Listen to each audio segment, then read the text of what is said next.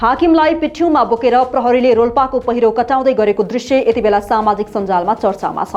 चारैतिर पहिरोको कहर छ, घुडासम्म गर्ने हिलो छ। रोल्पाको थबाङ गाउँपालिकामा पहिरो प्रभावित क्षेत्रको अनुगमन गर्ने क्रममा प्रहरी र स्थानीयले घुडासम्म गर्ने हिलोमा पनि मैदानमा खटिएर पहिरोमा फसेका पीडितहरूलाई उद्धार गर्ने क्रममा खिचिएको भनिएको एउटा दृश्यले यति बेला सबैको ध्यान तानेको छ। दृश्यमा गाउँपालिकाका एकजना जिम्मेवार अधिकारीलाई एक प्रहरी र अर्का एकजना व्यक्तिले बोकेर हिलो युक्त बाटो पार गराइरहेको देखिन्छ।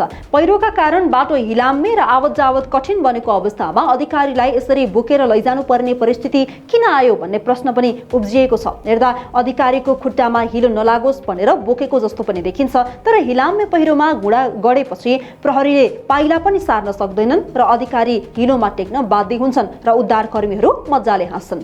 यो भिडियो मजाकै लागि बनाएको भए पनि कतिपयले जनताको समस्या बुझ्न भन्दै पुगेका सरकारी अधिकारीलाई अरूले बोकेर बाटो कटाएको भनेर टिप्पणी पनि गरिरहेका छन्। प्राकृतिक विपत्तिका बेलामा स्थानीय नागरिकहरू कठिन बाटो, हिलो र जोखिमसँग जुधिरहेका हुन्छन्। यदि साँच्चैकै खुट्टामा हिलो लाग्ने डरकै कारण प्रहरी वा अन्य व्यक्तिलाई बोकेर हिँडाउन लगाइएको हो भने यो स्वाभाविक रूपमा आलोचनाको विषय पनि बन्न सक्छ। तर बाटो अत्यन्तै जोखिमपूर्ण हुनु, स्वास्थ्यमा समस्या हुनु वा सुरक्षाका अन्य कारणले गर्दा पनि त्यसो गरिएको हुन सक्ने सम्भावनालाई भने पुष्टि नगरी निष्कर्ष निकाल्न मिल्दैन। पहिरोले स्थानीय नागरिकको जनजीवन प्रभावित भइरहेका बेलामा मुख्य चासो भनेको पीडितको उद्धार, सुरक्षित आवत जावत, क्षतिको विवरण सङ्कलन र आवश्यक राहत पुर्याउनु हो। प्रहरी र सेनाले गुणासम्म गर्ने हिलामे पहिरोका कहरका बावजुद पनि जोखिम मोलेर आफ्नो ज्यानको प्रवाह नगरी पीडितलाई पहिरो पार गराइरहेका छन्। अन्तिममा गाउँपालिकाका अधिकारीलाई बोकेको यो दृश्यले सामाजिक सञ्जालमा चर्चा बटुलेको हो। हिँड्नै नसकेर भन्दा पनि मजाकमा उक्त भिडियो बनाएको जस्तो पनि देख्न सकिन्छ।